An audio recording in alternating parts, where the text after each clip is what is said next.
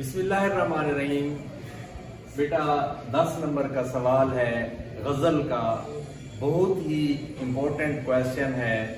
इस सवाल के 10 नंबर हैं और 3 शेर आपको करने होंगे एक ही शायर के।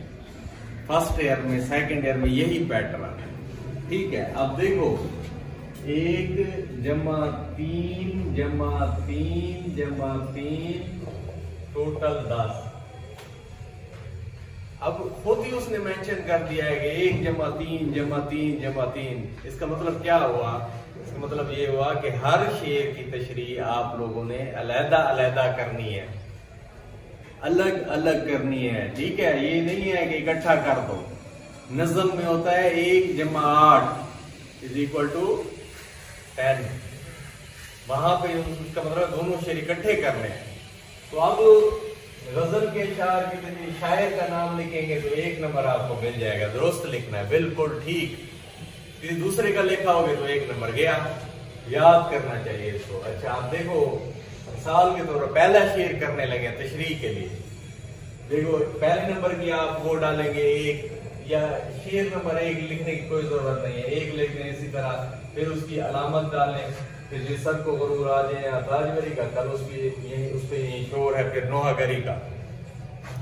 अब एक शेर में आपने ना 3 में से कोशिश करनी है कि आपके 3 2.5 कितने नंबर आए, ठीक है, ताकि आपके 9/10 बन जाए कम अज कम, ठीक है। आधा आधा भी अगर आपका काट ले तो एक शेर में क्या चीज की जरूरत होती है।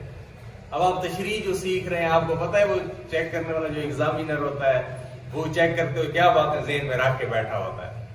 सबसे पहले तो शेर का जो है, क्योंकि हम हेड होते हैं, हमें पता है, यही हिदायत देते हैं कि सबसे पहले जो है ना, सबसे पहले वो मफहूम उसका क्लियर होना चाहिए। बेटा मफहूम क्लियर होगा, और जो लफ्जों के मायनी है, जो मतलब है कि लफ्ज है, उनको कन्वर्ट करें मायनी में। मायनी लिखें, वही लफ्ज ना लिखें। देखो मिसाल के तौर पे अब आपकी जो सबसे जरूरी चीज है, अब आपने मफहूम की सुर्खी दे दी, 2 लाइनें आपने मफहूम लिख दिया। अगर मफहूम गलत हुआ तो वहीं कांटा लगा देगा, अगर मफहूम सही हुआ तो फिर वो जो है ना उसको ठीक कर देगा।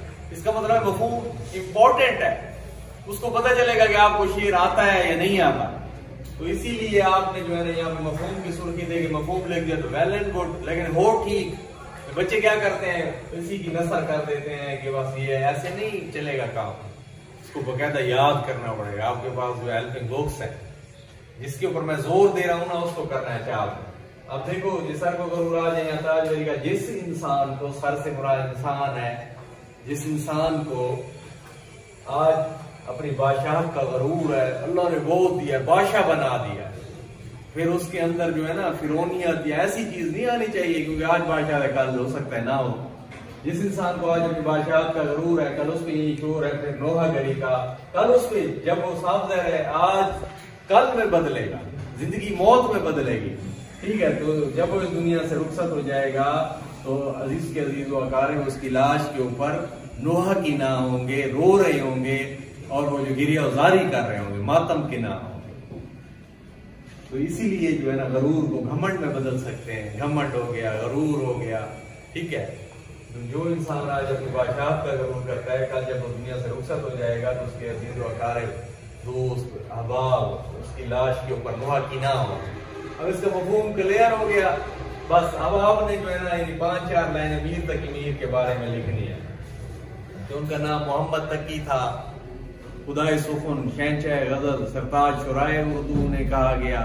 उनकी गजलें जो हैं, ठीक है, छोटी बहर की गजलें बहुत ही मशहूर गजलें। फिर उनको आगे नासिर काज़मी ने जो है ना बड़ा आगे बढ़ोतरी दी, बढ़ाया। तो इसी तरह जो है ना उन्होंने कसीदे, रुबायां, मसनवियात, बहुत सारी चीजें लिखी, लेकिन गजल में उनका अपना मकाम है। उन्हें शहंशाह गजल कहा जाता है, सरताज शुराए उर्दू कहा जाता है, ठीक है। तो इसी तरह जो है ये आप थोड़ा सा तारुफ लेके फिर उसके बाद नीचे तशरीह तलब। शेर में शायर कहते हैं कि, अब यहां पर इसका मफहूम बयान कर, मफहूम बयान कर दिया, यही वाला यहाँ आ गया। कोई थोड़ी बहुत गलती हो सकती है, थोड़ी यहाँ माफ हो सकती है, ऊपर मफहूम में नहीं होगी। यहाँ पे आप मफहूम क्लियर लिख दो, पहली लाइन पढ़े, उसको आगे जाने की तकलीफ करने की जरूरत ही पेश ना है। अच्छा, फिर जो है ना आप लोगों ने 7-8 यानी हर 7-8 लाइनों के बाद कोई कौल कोई हदीस लिखनी है, ठीक है। तो हिर्स हवस को छोड़ मिया, मत देश बदेश फिरे मारा, कज़ाक अजल का लूटे है, दिन रात बजा कर नकारा, क्या बधिया भैंसा बैल छुता, क्या गोनी पल्ला सिर भारा, क्या गेहूं चावल मूठ मटर, क्या आग धुआं क्या अंगारा, सब ठाट पड़ा रह जाएगा जब लाल चलेगा बंजारा। रिलेटेड ये शेर लिख दो, ठीक है। या कोई और जो है ना जगह जी लगाने की दुनिया नहीं है, तो इससे पहले भी कोई शख्स यहाँ तख्त नशीं था, उसको भी खुदा होने का उतना ही यकीन था, ये वाले शेर लिख दो रिलेटेड। हर 7-8 लाइनों के बाद कम से कम 2 शेर आपके होने चाहिए। इसी तरह जो है ना ये आपने करना है, ये कम 1.5 सफ़े तक आपने इसकी ले जानी, एक सफ़ा पूरा और आगे आधा। इसी तरह फिर जो है ना इस सवाल को हर उसको 10 मिनट देते जाओ, अगर नहीं तो फिर 8 मिनट देते जाओ, ठीक है।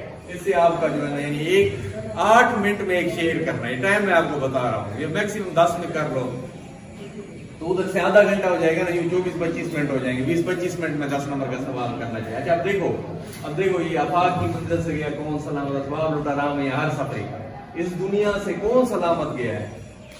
सारा मुसाफिर जिस तरह अपना सामान असबाब सब कुछ लुटा के चला गया, तो ये आपने इसका मफहूम ऐसे क्लियर करके लिखना, सब कुछ लुटा के जाता है ना यार। अगर बंदा है कोई मलिक सरदार है, लेकिन जब फोत होता तो कहते हैं यार ये तो मैयत बन गई है, मैयत का ऐलान बाद में किया जाएगा।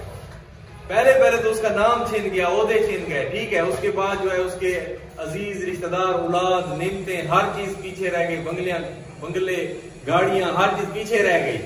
फिर उसके बाद दिल में जो उसकी ख्वाहिशें थी, जो उसने आरज़ू तमन्ना की हुई थी, सब कुछ जो उसने किया हुआ था, वो जो है ना वो भी पीछे रह गए।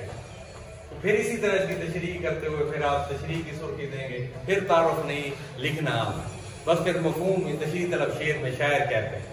यहां से शुरू कर देंगे, ठीक है। तशरीह की सुर्खी देंगे ना, तशरीह की सुर्खी देंगे, तशरीह तलब शेर में शायर कहते हैं,